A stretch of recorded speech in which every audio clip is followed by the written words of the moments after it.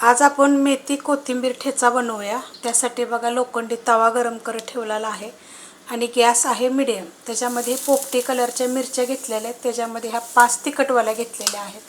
तिखटाप्रमाणे मिरच्या घ्यायच्या आणि हे जे पोपटी कलरच्या मिरच्या आहेत का ह्या मी तोडून घेणार आहे, कारण खूप मोठ्या ती व्यवस्थित भाजल्या जात नाहीत, त्यासाठी असे तुकडे करून घ्यायचे। मिरच्या स्वच्छ धुवून घेतलेल्या आहेत आणि तळून घेतलेल्या आहेत।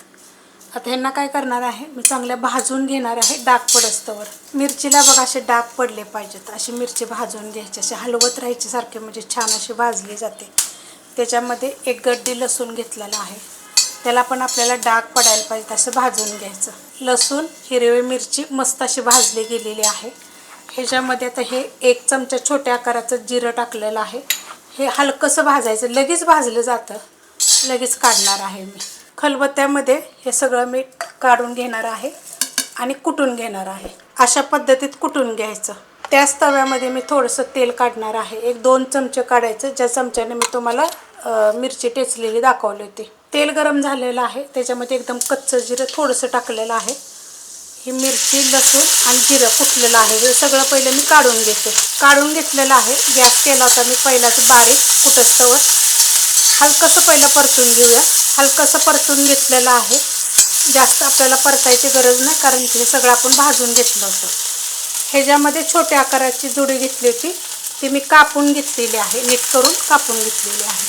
पूर्णपणे पाणी नितळून घेतलं, धुतलं, पाणी नितळून कापून घेतले होते। पहिलं परतून घेते, परतून घेतलेलं आहे। त्याच्यामध्ये 1 मूठ भरून मी कोथिंबीर घेतलेली, ती पण अशी मोठी मोठीच कापून घेतलेली आहे। गॅस केलेला आहे मीडियम। आता ह्याला पण आपण परतून घेऊया।